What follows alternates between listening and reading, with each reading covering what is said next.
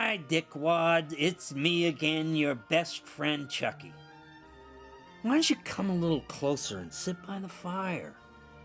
Unless you don't want to get roasted. Because if you don't have anything nice to say, then sit next to me. Each week, with a little help from some people that work for me on my smash hit TV show named after me, we'll take a more in-depth look at the genius of my mind.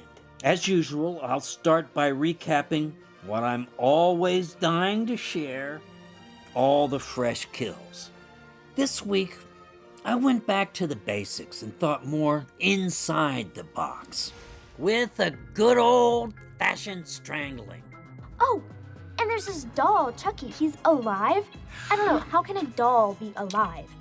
The whole idea kind of violates everything I believe in, right?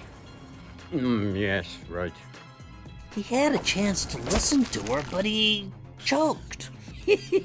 I've killed dads before, but this is my first father. I gotta confess, I never pass up an opportunity to kill a douchebag like this guy. I know this look. This is someone who is about to shit their pants. Sure, he's got a punchable face, but I wanted Trevor to know that I have his back.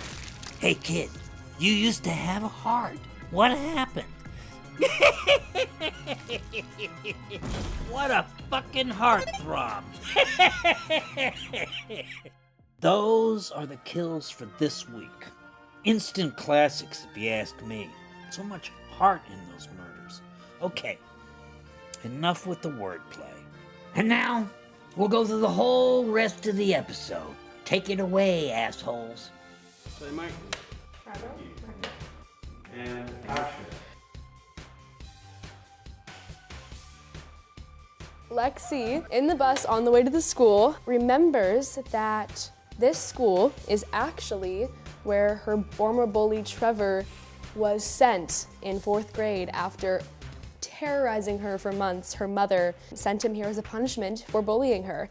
And I think that Trevor is the only person that Lexy's really been scared of other than Chucky.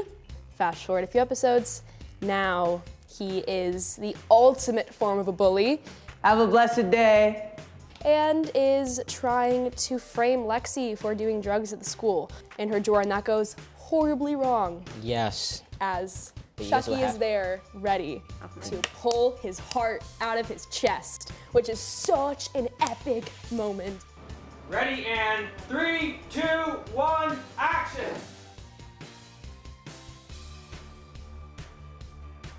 It's one of my favorite deaths in the whole show. It's so cool.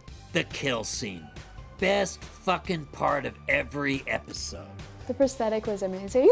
Jordan, who plays Trevor, would walk around set with his prosthetic on, and it was just, his entire chest looked like it was just open. Well, he'd walk up to me, he's like, yo, I got an itch in my back, can you help me? And he'd turn around and the whole thing would be just open and bloody and disgusting. It's all out. You can see the ribs and everything. It was really weird. Oh, I love my job. It smelled like vinegar. It did smell like vinegar. It smelled really bad. It did smell bad. It smelled pretty good. I mean, oh I my like God. vinegar, so it was really bad. We reprogram him. Like, brainwashing. Good Chucky is something I'd been thinking about for a long time. You know, when you work on a franchise, you think a lot about different ways you can reinvent it, different avenues to explore. And I'd always amuse myself to think about what would happen if Chucky was brainwashed. You know, and doing that a la Clockwork Orange, which we do in episode 203, and forcing him to watch violent slasher movies. Chucky is not an easy brainwash. He's very hard to break. We try to play horrible videos for him to get him to be disgusted by the thought of murder. Just getting him to a point like Malcolm McDowell in Clockwork Orange, where the thought of violence sickens him. I just always thought that was a funny idea. I am a little hesitant in watching him vomit because vomit is gross, but I am excited to see how they do it. I'm a little wary though. 3, 2, 1, fire! he ends up projectile throwing up. And that thing, they hooked up this hose to the inside of Chucky and they covered him with like a trash bag. When I tell you it's a projectile, that thing shot so far, like the pressure was like amazing. It is the grossest thing you've ever seen. And then we go into stage 2 and show him puppies and kittens and rainbows and turn him into a good guy. I did get to hear my dad doing these different voices, some of which actually sounded a little more like my real father. Hi, I'm Chucky. Wanna play? And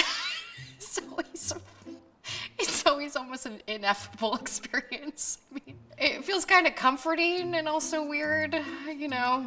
Oh, he would just suddenly get on the ground and crawl up to somebody, they'd be terrified, and what he was doing was retying their shoe. I'm hungry. Oh, it must be from all the vomiting. I had a higher voice, and as silly as I could, at the same time, being really able to make it real. As Milos Forman would say, yeah, but do it natural. I guess with Devon, it's something similar. He's like, kind of like, I can finally give Chucky his own medicine. You know, I get to finally, you know, give him something to like be worried about. So I think when he throws up and when he's kind of, you know, feeling all bad and stuff, I'm like, yes, it's working. And then when he becomes Good Chucky, I'm like, no, Devon doesn't, that's not a real thing. That does not exist.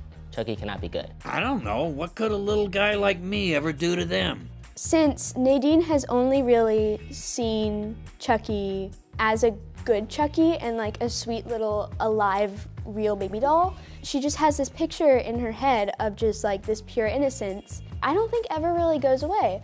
Even though she never sees Chucky kill someone, she only sees bodies. So I feel like Nadine just has a very distorted perspective of what Chucky is. Playing Chucky as somebody good is really fun because he's not.